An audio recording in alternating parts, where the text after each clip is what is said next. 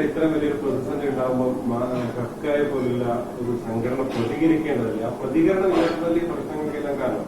Sir പ്രതികരിച്ചില്ല എന്ന് sir പറയാൻ തെറ്റാണ് സാർ. കാരണം ഞങ്ങളുടെ നേതാവ് വളരെ വ്യക്തമായ രീതിയിൽ അതിനൊരു മറുപടി കൊടുത്തിട്ടുണ്ട്. ഇന്നലെ മുതൽ മാധ്യമങ്ങൾ വരുന്നുണ്ട് സാർ. അങ്ങനെ ശ്രദ്ധയിൽ അത് പെട്ടിട്ടില്ല. വാർത്താക്കുറിപ്പാണ് ഞാൻ ചോദിക്കുന്നത്. എല്ലാ വിഷയത്തിനും ടെലിവിഷൻ ക്യാമറയ്ക്ക് മുന്നിൽ നിന്ന് വളരെ വ്യക്തമായി സംസാരിക്കുന്ന ആളാണ് വി ഉണ്ണികൃഷ്ണൻ. അങ്ങനെ ഒരാൾ സൈലന്റ് ആണ് സാർ. ഇത് കോടതിയുടെ മുമ്പിലിരിക്കുന്ന ബഹുമാനപ്പെട്ട മുഖ്യമന്ത്രി ഏർപ്പെടുത്തിയ ഒരു കമ്മിറ്റിയുടെ കമ്മീഷനെ കുറിച്ചാണ് അങ്ങ് ചോദിച്ചത്. എനിക്കത് മനസ്സിലായി. തീർച്ചയായിട്ടും ഫെഫ്ക ഒന്നാമത് ഫെഫ്കയിലെ ആൾക്കാർ അതിനകത്ത് ആരോപണം വന്ന് ഈ അടുത്ത മറ്റു പ്രശ്നമായിട്ട് വന്നിട്ടാണ്.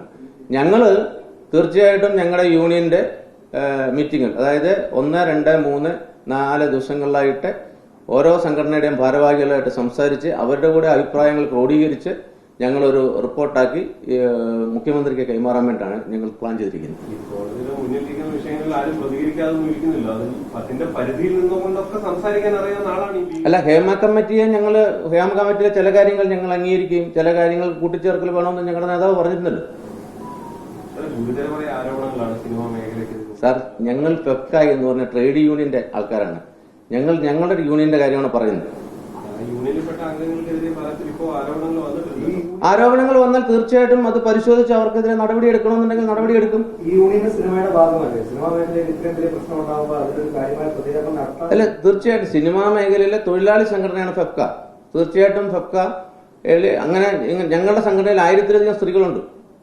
അവരുടെ പ്രശ്നങ്ങളിൽ ഞങ്ങൾ തീർച്ചയായിട്ടും ഇടപെടും.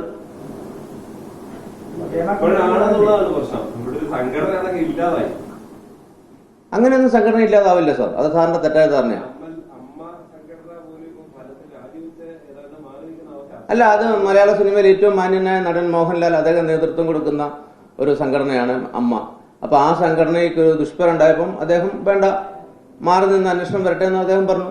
അദ്ദേഹത്തിന്റെ മാന്യത നമ്മളിപ്പോഴും ബഹുമാനിക്കുന്നു. അതുകൊണ്ട് അമ്മ ഇല്ലാതാവോ അല്ലെങ്കിൽ സിനിമ ഇല്ലാതാവുകയോ ഉണ്ടാവില്ല. പ്രേംനസറിന് ശേഷം സിനിമ എന്ത് ചെയ്യുമെന്ന് ചോദിച്ച ആൾക്കാരുണ്ട്. ജയൻ മരിച്ചപ്പോൾ കരഞ്ഞ ആൾക്കാരുണ്ട്. അവരെയൊക്കെ നല്ല ആർട്ടിസ്റ്റുകൾ വന്നില്ലേ? മാറ്റങ്ങൾ കാലഘട്ടത്തിന്റെയാണ് വന്നുകൊണ്ടിരിക്കും സാർ. സ്വാഭാവികമായിട്ടും അടിസ്ഥാന സൗകര്യങ്ങൾ ഉൾപ്പെടെ പല സിനിമാ സെറ്റുകളിലും കിട്ടുന്നില്ല എന്നുള്ള പരാതി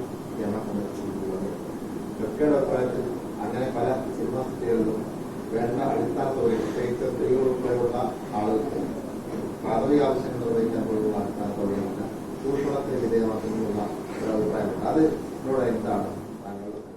സാർ, അത് അങ്ങ് നമ്മുടെ ബഹുമാന്യ ശാരദാമ്മ പറഞ്ഞ ഒരു അഭിപ്രായത്തെ പിന്തുടർന്നാണ് പല്ലു പറയുന്നത്.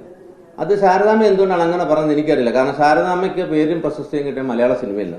ഞാൻ ജനിക്കുന്നതിന് മുമ്പ് ഉറുശിപ്പട്ടം കിട്ടിയ ശാരദാമ്മയ്ക്ക് മലയാള സിനിമയിൽ അഭിനയിച്ച അക്കാലത്ത് അവർക്ക് വേണ്ട സൗകര്യങ്ങൾ ഉണ്ടായിരുന്നില്ല എന്ന് ശാരദാമ്മ പറഞ്ഞത് തെറ്റാണ്. കാരണം ഉദയ കോട്ടേജിൽ ഈ അടുത്ത കാലം വരെ പൊളിക്കായിട്ടിരുന്ന ഒരു വീടുണ്ട്, ശാരദ കോട്ടേജ് എന്നാണ് എന്നെ പറഞ്ഞത്.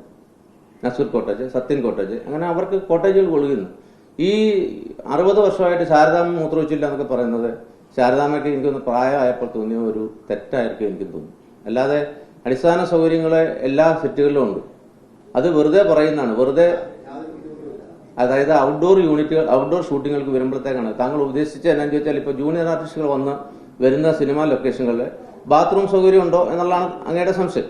തീർച്ചയായിട്ടും പുറത്ത് സെറ്റ് ഇടുന്ന കൂട്ടത്തിൽ 10-20 ബാത്റൂമുകൾ ഇടുന്നുണ്ട്. ഇപ്പൊ ഈ അടുത്ത കാലത്തുണ്ടായ ഒരു ഗുരുവായൂർ അമ്പലനടയിൽ എന്ന് പറഞ്ഞ സിനിമയുടെ സെറ്റിലാണ് ഈ ഇതിനെക്കുറിച്ചൊരു ആക്ഷേപം ഉയർന്നത്. അവിടെ യഥാർത്ഥത്തിൽ എന്താണ് ആക്ഷേപം ഉയർന്നത്?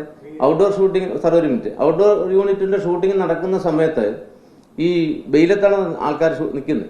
അപ്പൊ എന്താ, കുറച്ചു നേരം വെയിൽ കൊണ്ടുവരുമ്പോഴത്തേക്ക് ഈ ഒരു ഫ്രെയിം വെച്ച് കഴിയുമ്പോൾ ആ ഫ്രെയിമിന്റെ അടുത്ത് നായികയുടെ തൊട്ട് പുറയിൽ പച്ച ഷർട്ടിട്ട ആൾ, അതിന്റെ പുറയിൽ ചുമല ഷർട്ടിട്ട ആളാണെന്നുണ്ടെങ്കിൽ ഈ പച്ച ഷർട്ടിട്ട ആള് വെയിൽ കൊള്ളാതിരിക്കാൻ വേണ്ടി അദ്ദേഹം, ഞാൻ ബാത്റൂമിലേക്ക് പോകാൻ തോന്നുന്നു, നമ്മൾ ഷോർട്ട് റെഡിയായി വരുമ്പോഴത്തേക്ക് ഇദ്ദേഹത്തെ കാണത്തില്ല. അപ്പൊ അന്വേഷിക്കുമ്പോൾ അദ്ദേഹം വെയിൽ കൊള്ളാതിരിക്കാൻ മാറിയിരിക്കുകയാണ്. അപ്പൊ ഇങ്ങനത്തെ ഇഷ്യൂകളാണ് അവിടെ ഉണ്ടായത്. ഞങ്ങളുടെ ഫെഫ്ക എന്ന് പറയുന്നതിലെ ജൂനിയർ ആർട്ടിസ്റ്റ് സപ്ലൈ ആ സംഘടന ഞങ്ങൾക്ക് ഇല്ലെങ്കിൽ പോലും ഞങ്ങളുടെ നേതാവ് ആ വിഷയത്തിൽ ഇടപെടുകയും വേണ്ട ക്രമീകരണങ്ങൾ ചെയ്തു കൊടുക്കുകയും അങ്ങനെ ഒരു ഇഷ്യൂ ഉണ്ടാവാതിരിക്കാൻ ശ്രമിച്ചിട്ടുണ്ട്. തീർച്ചയായിട്ടും ഫെഫ്ക എന്ന് പറഞ്ഞ തൊഴിലാളികളുടെ ക്ഷേമത്തിന് വേണ്ടി മാത്രം പ്രവർത്തിക്കുന്ന ട്രേഡ് യൂണിയനാണ്.